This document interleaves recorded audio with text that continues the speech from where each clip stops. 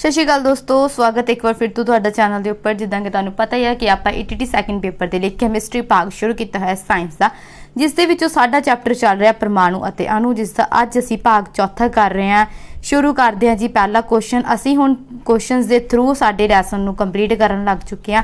ਤਾਂ ਦੇਖੋ ਜੀ, ਪਹਿਲਾ ਪ੍ਰਸ਼ਨ ਕੀ ਹੈ ਕਿ ਅਲਫਾ ਕਣਾਂ ਦੇ ਵਿੱਚ ਕੀ ਸ਼ਾਮਿਲ ਹੁੰਦਾ ਹੈ। ਅਲਫਾ ਕਣਾਂ ਦੇ ਵਿੱਚ 2 ਇਲੈਕਟ੍ਰੋਨ ਸ਼ਾਮਿਲ ਹੁੰਦੇ ਨੇ, 2 ਪ੍ਰੋਟੋਨ ਸ਼ਾਮਿਲ ਹੁੰਦੇ ਨੇ, ਜਾਂ ਫਿਰ 2 ਇਲੈਕਟ੍ਰੋਨ 2 ਪ੍ਰੋਟੋਨ ਅਤੇ 2 ਨਿਊਟਰਨ ਸ਼ਾਮਿਲ ਹੁੰਦੇ ਨੇ, ਜਾਂ ਲਾਸਟ ਆਪਸ਼ਨ ਜਿਹੜੀ ਸਾਡੀ ਹੈ 2 ਨਿਊਟਰਨ ਅਤੇ 2 ਪ੍ਰੋਟੋਨ ਸ਼ਾਮਿਲ ਹੁੰਦੇ ਹਨ। ਗੱਲ ਕਰੀਏ ਇਹ ਐਟਮ ਦੇ ਸਟਰਕਚਰ ਦੀ, ਜਿਵੇਂ ਕਿ ਸਾਨੂੰ ਪਤਾ ਹੀ ਹੈ ਕਿ ਐਟਮ ਜਿਹੜਾ ਹੁੰਦਾ ਉਸ ਦੇ ਕੇਂਦਰ ਦੇ ਵਿੱਚ ਕੀ ਹੁੰਦੇ ਨੇ, ਪ੍ਰੋਟੋਨ ਅਤੇ ਨਿਊਟਰਨ ਹੁੰਦੇ ਨੇ। ਪਰ ਅਲਫਾ ਕਣਾਂ ਦੀ ਗੱਲ ਕੀਤੀ ਹੈ ਤਾਂ ਅਲਫਾ ਜਿਹੜੇ ਕਣ ਨੇ ਉਹਨਾਂ ਵਿੱਚ 2 ਨਿਊਟਰਨ ਅਤੇ 2 ਪ੍ਰੋਟੋਨ ਹੁੰਦੇ ਨੇ, ਮਤਲਬ ਕਿ ਅਲਫਾ ਕਣਾਂ ਦੇ ਕੇਂਦਰ ਦੇ ਵਿੱਚ 2 ਨਿਊਟਰਨ ਅਤੇ 2 ਪ੍ਰੋਟੋਨ ਸ਼ਾਮਿਲ ਹੁੰਦੇ ਹਨ। ਚਲੋ ਜੀ ਚੱਲੀਏ ਅਗਲੇ ਪ੍ਰਸ਼ਨ ਤੇ। ਅਗਲਾ ਪ੍ਰਸ਼ਨ ਹੈ ਜੀ, ਅਲਫਾ ਕਣ ਸਕੈਟਰਿੰਗ ਪ੍ਰਯੋਗ ਕਿਸ ਦੁਆਰਾ ਕੀਤਾ ਗਿਆ ਸੀ। ਅਲਫਾ ਕਣਾਂ ਤੇ ਸਕੈਟਰਿੰਗ ਪ੍ਰਯੋਗ ਜਿਹੜਾ ਸੀਗਾ ਇਹ ਕੀਤਾ ਗਿਆ ਸੀ ਜੀ ਰਦਰਫੋਰਡ ਦੁਆਰਾ। ਤਾਂ ਆਪਸ਼ਨ ਏ ਜਿਹੜੀ ਹੈਗੀ ਉਹ ਬਿਲਕੁਲ ਸਹੀ ਹੈ। ਰਦਰਫੋਰਡ ਨੇ ਕੀਤਾ ਸੀ ਅਲਫਾ ਕਣਾਂ ਤੇ ਸਕੈਟਰਿੰਗ ਪ੍ਰਯੋਗ, ਅਲਫਾ ਕਣ ਸਕੈਟਰਿੰਗ ਪ੍ਰਯੋਗ ਜਿਹੜਾ ਸੀ। ਤੀਸਰਾ ਪ੍ਰਸ਼ਨ ਦੇਖੋ ਜੀ, ਕਹਿੰਦੇ ਰਦਰਫੋਰਡ ਅਲਫਾ ਕਣ ਸਕੈਟਰਿੰਗ ਅਨੁਸਾਰ ਕੀ ਸਹੀ ਹੈ। ਉਹਨਾਂ ਨੇ ਜਦੋਂ ਪ੍ਰਯੋਗ ਕੀਤਾ ਸੀ ਅਲਫਾ ਕਣਾਂ ਤੇ ਤਾਂ ਉਹਨਾਂ ਨੇ ਕੀ ਦੱਸਿਆ ਸੀ, ਕਹਿੰਦੇ ਇਹਨਾਂ 'ਚੋਂ ਤੁਸੀਂ ਦੱਸਣਾ ਵੀ ਇਹਨਾਂ 'ਚੋਂ ਸਹੀ ਕਿਹੜਾ ਗਾ। ਠੀਕ ਹੈ ਜੀ, ਤੁਸੀਂ ਸਹੀ ਦੱਸਣਾ। ਪਹਿਲੇ ਆਪਸ਼ਨ ਦੇਖੋ, ਕਹਿੰਦੇ ਪਰਮਾਣੂ ਦਾ ਵਿਚਲਾ ਭਾਗ ਖਾਲੀ ਹੁੰਦਾ ਹੈ। ਤਾਂ ਗੱਲ ਕਰੀ ਜਾਏ ਪਰਮਾਣੂ ਦੇ ਸਟਰਕਚਰ ਦੀ, ਇਹ ਹੁੰਦਾ ਪਰਮਾਣੂ ਦਾ ਸਟਰਕਚਰ ਜਿਸ ਦਾ ਕਹਿੰਦੇ ਵਿਚਲਾ ਭਾਗ ਖਾਲੀ ਹੁੰਦਾ। ਹਾਂਜੀ, ਵਿਚਲਾ ਭਾਗ ਬਿਲਕੁਲ ਖਾਲੀ ਹੁੰਦਾ, ਇਹ ਆਪਸ਼ਨ ਸਹੀ ਆ। ਪਰਮਾਣੂ ਦਾ ਦ੍ਰਵਮਾਨ ਕੇਂਦਰ ਤੇ ਨਿਰਭਰ ਕਰਦਾ ਹੈ। ਮਤਲਬ ਕੀ ਹੈ, ਤੁਹਾਨੂੰ ਜਿੱਦਾਂ ਕਿ ਸਭ ਨੂੰ ਪਤਾ ਹੀ ਹੈ ਕਿ ਪਰਮਾਣੂ ਉਸ ਦਾ ਕੇਂਦਰ ਹੈ। ਕੇਂਦਰ ਦੇ ਵਿੱਚ ਪ੍ਰੋਟੋਨ ਅਤੇ ਨਿਊਟਰੋਨ ਹੁੰਦੇ ਆ, positive charge and no charge. And ਸਾਰਾ ਕਹਿੰਦੇ ਜਿਹੜਾ ਪੁੰਜ ਆ ਪਰਮਾਣੂ ਦਾ ਉਹ ਇੱਥੇ ਹੀ, ਬਾਕੀ ਸਾਰਾ ਪਰਮਾਣੂ ਦੇਖੋ ਖਾਲੀ ਹੁੰਦਾ, ਸਾਰਾ ਭਾਰ ਤਾਂ ਇੱਥੇ ਹੀ ਆ, ਤਾਂ ਮਤਲਬ ਕਿ ਪੁੰਜ ਸਾਰਾ ਇੱਥੇ ਹੀ ਆ। ਤਾਂ ਯੈਸ, ਪਰਮਾਣੂ ਦਾ ਜਿਹੜਾ ਪੁੰਜ ਆ ਉਹ ਕੇਂਦਰ ਤੇ ਨਿਰਭਰ ਕਰਦਾ। ਦ੍ਰਵਮਾਨ ਮਾਸ ਹੁੰਦਾ, ਤਾਂ ਮਾਸ ਜਿਹੜਾ ਪਰਮਾਣੂ ਦਾ ਉਹ ਕੇਂਦਰ ਤੇ ਨਿਰਭਰ ਕਰਦਾ, ਇਹ ਵੀ ਗੱਲ ਸਹੀ ਆ। ਇਲੈਕਟ੍ਰੋਨ ਪਰਮਾਣੂ ਦੇ ਇਰਦ ਗਿਰਦ ਚੱਕਰ ਲਾਉਂਦੇ ਹਨ। ਬਿਲਕੁਲ ਆ, ਪਰਮਾਣੂ ਦੇ ਜਿਹੜੇ ਇਲੈਕਟ੍ਰੋਨ ਨੇ ਇਰਦ ਗਿਰਦ ਚੱਕਰ ਲਾਉਂਦੇ ਨੇ। ਹਾਂਜੀ, ਬਿਲਕੁਲ ਲਾਉਂਦੇ ਨੇ।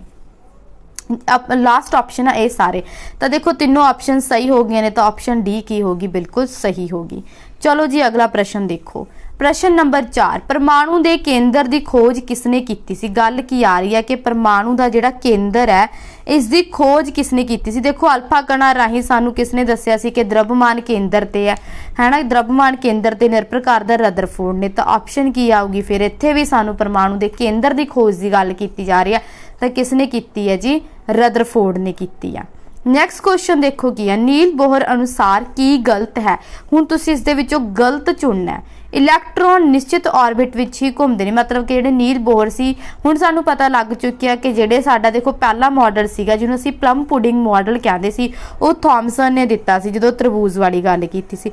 ਦੂਸਰਾ ਜਿਹੜਾ ਸਾਡਾ ਹੈਗਾ ਰਦਰਫੋਰਡ ਦਾ ਜਿਹੜਾ ਸਾਡਾ ਮਾਡਲ ਹੈ ਉਹ ਕਿਤੇ ਨਿਰਭਰ ਕਰ ਰਿਹਾ ਸੀ ਅਲਫਾ ਕਣਾਂ ਤੇ, ਜਾਣੀ ਕਿ ਜਿਹੜਾ ਕੇਂਦਰ ਬਾਰੇ ਦੱਸ ਰਿਹਾ ਸੀ। ਹੁਣ ਨੀਲ ਬੋਹਰ ਜੀ ਆ ਗਏ, ਇਹ ਗੱਲ ਕਰ ਰਹੇ ਨੇ ਸਾਰੀ ਗੱਲ ਇਲੈਕਟ੍ਰੋਨ ਦੀ, ਤਾਂ ਇਹਨਾਂ ਦਾ ਜਿਹੜਾ ਮਾਡਲ ਆ ਉਹ ਕਿਹਦੇ ਨਾਲ ਬੇਸ ਹੋਏਗਾ, ਇਲੈਕਟ੍ਰੋਨ ਨਾਲ ਜੁੜਿਆ ਹੋਏਗਾ। ਤਾਂ ਦੇਖੋ ਜੀ, ਪਹਿਲਾ ਇਲੈਕਟ੍ਰੋਨ ਨਿਸ਼ਚਿਤ ਆਰਬਿਟ ਵਿੱਚ ਹੀ ਘੁੰਮਦੇ ਹਨ। ਹਾਂਜੀ, ਮੈਂ ਤੁਹਾਨੂੰ ਇਹ ਗੱਲ ਬਿਲਕੁਲ ਕਲੀਅਰ ਕੀਤੀ ਸੀ ਕਿ ਕੇਂਦਰ ਹੈ ਇੱਥੇ ਇਲੈਕਟ੍ਰੋਨ ਨੇ, ਇਹ ਵੀ ਉਸਦਾ ਇੱਕ ਨਿਸ਼ਚਿਤ ਆਰਬਿਟ ਆ ਵੀ ਇੱਕ ਆਰਬਿਟ ਹੈ, ਇਸ ਦੇ ਵਿੱਚ ਵੀ ਇਲੈਕਟ੍ਰੋਨ ਘੁੰਮਦੇ ਨੇ, ਤਾਂ ਉਹ ਇਸ ਤੋਂ ਬਾਹਰ ਨਹੀਂ ਜਾਂਦੇ, ਇਹਦੇ ਵਿੱਚ ਹੀ ਘੁੰਮਣਗੇ। ਠੀਕ ਹੈ, ਇਸ ਤੋਂ ਬਾਹਰ ਨਹੀਂ ਜਾਂਦੇ, ਤਾਂ ਬਿਲਕੁਲ ਸਹੀ ਆ। ਚੱਕਰ ਲਾਉਣ ਦੇ ਸਮੇਂ ਇਲੈਕਟ੍ਰੋਨ ਦੀ ਜਿਹੜੀ ਊਰਜਾ ਕਹਿੰਦੇ ਵਿਅਰਥ ਨਹੀਂ ਹੁੰਦੀ, ਇਹ ਗੱਲ ਬਿਲਕੁਲ ਸਹੀ ਹੈ ਜੀ। ਜਦੋਂ ਇੱਕ ਦਿਸ਼ਾ ਇੱਥੇ ਘੁੰਮਦੇ ਨੇ ਨਾ, ਤਾਂ ਉਹ ਜਦੋਂ ਇਹਦੇ ਵਿੱਚ ਹੀ ਘੁੰਮਦੇ ਨੇ ਤਾਂ ਉਹਨਾਂ ਦੀ ਊਰਜਾ ਵਿਅਰਥ ਨਹੀਂ ਹੁੰਦੀ। ਆਰਬਿਟ ਨੂੰ ਊਰਜਾ ਸਤਰ ਵੀ ਕਹਿੰਦੇ ਨੇ, ਮਤਲਬ ਕਿ ਜਿਹੜਾ ਆਰਬਿਟ ਹੈ ਜਿਹਦੇ ਵਿੱਚ ਇਲੈਕਟ੍ਰੋਨ ਘੁੰਮਦੇ ਨੇ, ਇਹ ਊਰਜਾ ਨੂੰ ਸੇਫ ਰੱਖਦਾ, ਮਤਲਬ ਕਿ ਊਰਜਾ ਨੂੰ ਖਰਾਬ ਨਹੀਂ ਹੋਣ ਦਿੰਦਾ, ਵਿਅਰਥ ਨਹੀਂ ਜਾਣ ਦਿੰਦਾ। ਤੇ ਇਹ ਵੀ ਗੱਲ ਬਿਲਕੁਲ ਸਹੀ ਹੈ। ਤਾਂ ਇਹਦੇ ਵਿੱਚੋਂ ਵੀ ਆਪਸ਼ਨ ਨੰਬਰ ਡੀ ਸਹੀ ਹੋਗੀ, ਕਿਉਂਕਿ ਸਾਰੀਆਂ ਗੱਲਾਂ ਸਹੀ ਨਿਕਲੀਆਂ ਨੇ, ਗਲਤ ਕੋਈ ਨਹੀਂ ਹੈ। ਤਾਂ ਆਪਸ਼ਨ ਨੰਬਰ ਡੀ ਕੀ ਹੋਗੀ, ਰਾਈਟ ਹੋਗੀ। 6ਵੇਂ ਕੁਐਸਚਨ ਦੀ ਗੱਲ ਕਰੀਏ, ਜੇਮਸ ਚੈਡਵਿਕ ਨੇ ਕਿਸ ਦੀ ਖੋਜ ਕੀਤੀ। ਜੇਮਸ ਚੈਡਵਿਕ ਦੀ ਜਾਰੀ ਹੈ ਤਾਂ ਪੁੱਛਦੇ ਨੇ ਕਿ ਜੇਮਸ ਚੈਡਵਿਕ ਨੇ ਕਿਸ ਦੀ ਖੋਜ ਕੀਤੀ। ਆਪਸ਼ਨ ਨੰਬਰ ਹੈਗੇ ਪਹਿਲੀ ਐਕਸ ਕਿਰਨਾਂ ਦੀ, ਨਿਊਟਰੋਨ ਦੀ ਕੀਤੀ, ਗਾਮਾ ਕਿਰਨਾਂ ਦੀ ਕੀਤੀ, ਜਾਂ ਫਿਰ ਪ੍ਰੋਟੋਨ ਦੀ ਕੀਤੀ। ਤਾਂ ਜੇਮਸ ਚੈਡਵਿਕ ਨੇ ਕੀਤੀ ਸੀ ਜੀ ਨਿਊਟਰੋਨ ਦੀ ਖੋਜ। ਤਾਂ ਹੁਣ ਤੁਹਾਨੂੰ ਮੈਂ ਇੱਕ ਗੱਲ ਦੱਸਾਂ, ਆਪਾਂ ਇੱਕ ਯਾਦ ਰੱਖਾਂਗੇ ਵੀ ਕਿਹਨੇ ਕਿਹਦੀ ਖੋਜ ਕੀਤੀ। ਇੱਥੇ ਪਰੀ ਨੱਚੀ, ਠੀਕ ਹੈ ਜੀ, ਇੱਥੇ ਪਰੀ ਨੱਚੀ। ਇੱਥੇ ਤੋਂ ਆਪਾਂ ਯਾਦ ਰੱਖਾਂਗੇ ਇਹਦਾ ਮਤਲਬ ਹੈ ਇਲੈਕਟ੍ਰੋਨ, ਈਡੀ ਦਾ ਮਤਲਬ, ਥੱਥੇ ਦਾ ਮਤਲਬ ਕੀ ਹੈ ਜੀ थॉमसन। ठीक है जी, इलैक्ट्रॉन की खोज किने कीती आ? थॉमसन ने। परी की गल करिए इत्थे परी नच्ची पप्पे तो प्रोटॉन एंड रारे तो रदरफोर्ड। देखो रदरफोर्ड की गल आई है तो देखो जो रदरफोर्ड है इन्हें खोज की सी केंद्र की। ठीक है, पप्पा परी प्रोटॉन के केंद्र की मतलब कि इन्हें परमाणु के केंद्र की खोज की सी, इसलिए केंद्र दे विच की हुंदा प्रोटॉन, तो इसनूं मन्निया जांदा। ऑप्शन दे विच तुसीं देख लियो, एक आपां पहलां भी इन्हां दे कीते सी जिन्हां ने इहदी खोज कीती सी, है ना। आपां ओह जिहड़े ने, एक मिनट तुहानूं मैं क्लीयर करदी हां। एक अगे है नच्ची, नच्ची जिहदे विच न्यूट्रॉन, न्यूट्रॉन तो तुसीं की करोगे चैडविक। न्यूट्रॉन की खोज किहने कीती है? चैडविक ने। समझ चल गई जी। इत्थे परी नच्ची, इत्थे परी नच्ची तो तुहानूं गल समझ आ चुकी है कि किने किस दी खोज कीती है। बट गल कीती जावे, देखो ये भी तुहानूं पता, ये भी तुहानूं लग गया। परी जदों आपां गल करदे आ प्रोटॉन दी, तां प्रोटॉन दी गल आपां गोल्डस्टीन नाल भी जोड़दे आ। गोल्डस्टीन, अगर ऑप्शन दे विच गोल्डस्टीन है ਤਾਂ ਤੁਸੀਂ गोल्डस्टीन टिक करना। अगर ऑप्शन दे विच साडे रदरफोर्ड ने ਤਾਂ ਤੁਸੀਂ रदरफोर्ड ਨੂੰ टिक कर देना। बट अगर ऑप्शन दे विच दोवें ने ਤਾਂ ਤੁਸੀਂ गोल्डस्टीन ਨੂੰ ही इंपॉर्टेंस देनी है, पहली महत्ता उन्हां ਨੂੰ देनी है। ठीक है जी, तो हुण अपने कोले गल आ गई कि जेम्स चैडविक ने किस दी खोज की? न्यूट्रॉन की खोज की। ठीक है जी, ये ऑप्शन बहुत इंपॉर्टेंट आ, हो सकता है तुहानूं एग्जामिनर पा लवे क्योंकि बहुत चांस होंदे ने। हुण गल कर लईए आपां न्यूट्रॉन दी। न्यूट्रॉन आपां नूं पता है कि जिहड़ा एटम उहदे केंद्र दे विच की हुंदे ने? प्रोटॉन ते न्यूट्रॉन हुंदे ने। प्रोटॉन मतलब पॉजिटिव चार्ज एंड न्यूट्रॉन मतलब नो चार्ज, जिहनूं आपां जीरो चार्ज कह दिंदे आ। गल करिए मास दी, न्यूट्रॉन का मास कितना होंदा? 1.675 इंटू 10 की पावर -77 किलोग्राम। जी तुहानूं मैं पहलां दस भी चुकी हाँ, ये हुंदा जिसका मास। इसनूं नोट डाउन कर लियो। नैक्सट क्वेश्चन देखो गाइज की है। नैक्सट क्वेश्चन है जी, जिस दे केंद्र विच न्यूट्रॉन नहीं हुंदा उसनूं, किस दे केंद्र विच न्यूट्रॉन नहीं हुंदा? जिस दे केंद्र विच न्यूट्रॉन नहीं हुंदा, इत्थे किस आना सीगा जी, किस दे केंद्र विच नहीं हुंदा? किहदे केंद्र दे विच न्यूट्रॉन नहीं हुंदा जी? हीलियम दे नहीं हुंदा, आर्गन दे, हाइड्रोजन दे जां कार्बन दे? तां हाइड्रोजन एक अजिहा परमाणु गाइस जिहदे विच केंद्र दे विच न्यूट्रॉन नहीं हुंदा। न्यूट्रॉन जिहड़ा आपां हुणे पढ़ के हटे आ। ठीक है जी, गल अगे चलीए। अगला प्रश्न है गाइस के एक न्यूट्रॉन का पुंज किसदे पुंज दे बराबर हुंदा है? एक न्यूट्रॉन का पुंज किसदे पुंज दे बराबर हुंदा? इलैक्ट्रॉन दे, प्रोटॉन दे, अल्फा कण जां फिर लिथियम? एक न्यूट्रॉन की गल कीती जा रही है। देखो न्यूट्रॉन कित्थे हुंदा? केंद्र दे विच। तां केंद्र दे विच इस दे नाल कौन हुंदा? प्रोटॉन हुंदा। तां फिर इहदा पुंज किहदे बराबर होऊगा? न्यूट्रॉन दा, प्रोटॉन दे। तां ऑप्शन नंबर बी की होगी? सही होगी। अगला प्रश्न देखो, परमाणु के केंद्र विच की स्थित हुंदा है? मैं तुहानूं हुणे दस के हटिया, न्यूट्रॉन, इलैक्ट्रॉन। ठीक है जी, जां फिर न्यूट्रॉन अते प्रोटॉन, जां फिर प्रोटॉन अते इलैक्ट्रॉन। तो आपां नूं बिल्कुल पता है कि परमाणु का जिहड़ा केंद्र है उहदे विच ऑप्शन नंबर सी न्यूट्रॉन अते प्रोटॉन हुंदे हन।